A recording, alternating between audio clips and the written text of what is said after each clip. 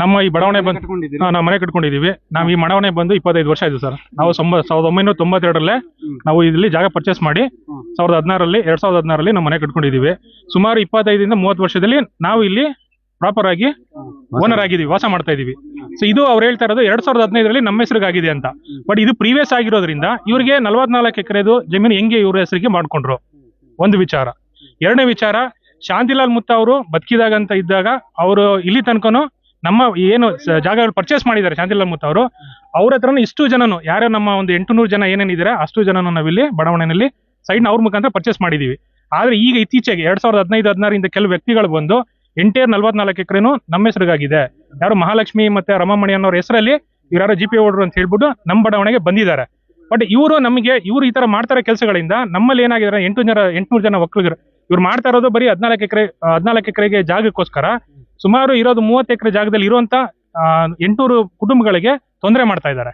So ಹಂಗಾಗಿ ಇವತ್ತಿನ ಜನಗಳು ಇಲ್ಲಿ ಸೇರಿದ್ದಾರೆ. ಅದು ಇವರು ಸರ್ ಬಾಯಿ ಮಾತಲ್ಲಿ ನಾನು ಹೇಳ್ಬೋದು ಸರ್,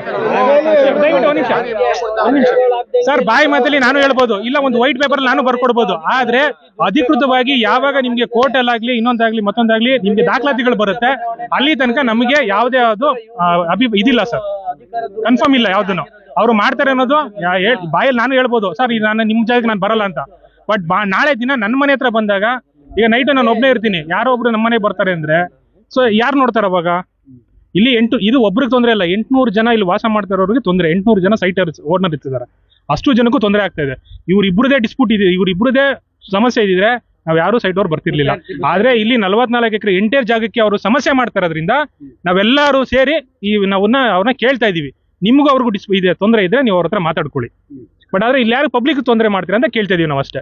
ಇದೇ ಅವ್ರು ಹೇಳ್ತಾರೆ ನಾವು ಯಾರಿಗೂ ತೊಂದರೆ ಮಾಡಿಲ್ಲ ಅಂತ ಸರ್. ಈಗ ಒಂದು 6 ತಿಂಗಳಿನ ಹಿಂದೆ ಯಾರ್ಯಾರು ಮನೆ ಕಟ್ತಾ ಇದ್ರು ಅವ್ರಿಗೆಲ್ಲ ಕೇಳಿ ಪ್ರತಿಯೊಬ್ರು ಹೋಗಿ ಮನೆ ಕಟ್ಟಬೇಕಾದ್ರೆ ಕೋರ್ಟ್ ಅಲ್ಲಿ ಸ್ಟೇ ಆರ್ಡರ್ ತಗೊಂಡು ಮನೆ ಕಟ್ಟಿದ್ದಾರೆ, ಒಂದು ಇಂಜೆಕ್ಷನ್ ಆರ್ಡರ್ ಹಾಕೊಂಡು ಮನೆ ಕಟ್ಟಿದ್ದಾರೆ. ಏನಕ್ಕೆ? ತೊಂದರೆ ಮಾಡಿರೋದಕ್ಕೇನೆ ನಾವು ಮನೆ ಕಟ್ಕೊಂಡಿರೋದು. ತೊಂದರೆ ಮಾಡಿಲ್ಲ ಅಂತ ಹೇಳಿದ್ರೆ ಯಾರ ಮನೆ ಅವರು ಇಂಜೆಕ್ಷನ್ ಆರ್ಡರ್ ಹಾಕೊಂಡು ಕೆಲಸ ಇದು ಮಾಡ್ತಿದ್ರು? ಇದು ಒಂದು ವಿಚಾರ. ಎರಡನೇ ವಿಚಾರ, ಈಗ ಯಾರ್ಯಾರೋ ಬರ್ತಾರೆ, ಎಷ್ಟೊತ್ತಲ್ಲ ಬರ್ತಾರೆ, ಈಗ ಅವ್ರಿಗೂ ಫ್ಯಾಮಿಲಿ ಇದೆ, ನಮಗೂ ಫ್ಯಾಮಿಲಿ ಇದೆ ಅಲ್ವಾ? ಈ ತರ ಹಿಂಗೆ ಬರ್ತಾರೆ ಏಕೆ ಮುಂದೆ ಇಲ್ಲಿ ಏನೋ ಒಂದು ಕೆಲಸ ಮಾಡ್ತಾರೆ ಅಂತ ಹೇಳಿದ್ರೆ 800 ಜನಕ್ಕೆ ಯಾರಿದ್ದಾರೆ ಅವ್ರಿಗೆಲ್ಲರಿಗೂ ಭಯ ಇರುತ್ತೆ. ಆ ಭಯ ಇರೋದ್ರಿಂದ ಎಲ್ಲರೂ ಸೇರ್ಕೊಂಡು ನಾವು ನ್ಯಾಯ ಕೇಳ್ತಾ ಇದೀವಿ ಅಷ್ಟೇ. ನೀವು ನಿಮ್ಮ ಸಮಸ್ಯೆ ಇದೆಯಾ, ನೀವು ಇಬ್ಬರೇ ಹೊಡೆದಾಡ್ಕೊಡ್ರಿ, ನಾವ್ ಯಾವ್ದಕ್ಕೂ ಬರಲ್ಲ.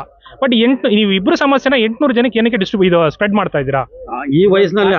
ಆಮೇಲೆ ಸಂತೋಷ್ ಅಂತ ಹೇಳಿ, ಆಮೇಲೆ ಟೈಟಲ್ ಇವಾಗ ಬಂದು ಪ್ರೆಸೆಂಟ್ ಓನರು ಶಾಂತಿಲಾಲ್ ಮುತ್ತ, ಹಿತೇಶ್ ಮುತ್ತ, ಯಾರ್ಯಾರು ಅವ್ರ ಮಕ್ಳಿದ್ದಾರೆ ಅವ್ರ ಹೆಸರಲ್ಲಿ ಇದೆ. ನೀವು ಪಾಣಿ ಚೇಂಜ್ ಮಾಡ್ಕೊಂಡ್ ಬನ್ನಿ ಸರ್, ನಾವು ಮೇನ್ ಗೇಟ್ ಇಂದ ಲೈಟಿಂಗ್ಸ್ ಹಾಕ್ಸಿ ರೆಡ್ ಕಾರ್ಪೆಟ್ ಹಾಕಿ ನಿಮ್ನ ಒಳಗಡೆ ನಾವು ಬರ್ಮಾಡ್ಕೊತೀವಿ. ಯಾರು ಬನ್ನಿ, ಈಗ ಯಾರ ಹೆಸರುಗಾರ ಆದ್ರೆ ಪರವಾಗಿಲ್ಲ, ಅವ್ರನ್ನ ನಾವು ಮನಸ್ಪೂರ್ವಕ ಸ್ವಾಗತ ಮಾಡ್ತೀವಿ. ಇಲ್ಲ ಹಿತೇಶ್ ಮುದನಾರು ಬರ್ಬೋದು, ಇಲ್ಲ ಯಾರು ಈಗ ಸತೀಶ್ ಗೌಡ ಅಂತ ಹೇಳ್ತಿದ್ದಾರೆ ಅವ್ರು ಬರ್ಬೋದು, ನಾವು ಇಬ್ರಿಗೂ ಸ್ವಾಗತ ಮಾಡ್ತೀವಿ. ಆದ್ರೆ ನಿಮ್ಮ ಇಬ್ಬರಿಂದ ಇಲ್ಲಿ ವಾಸ ಮಾಡ್ತಿರೋಂಥ ಯಾರಿಗೂ ತೊಂದರೆ, ಕುಟುಂಬಗಳಿಗೆ ತೊಂದರೆ ಮಾಡಬಾರ್ದು.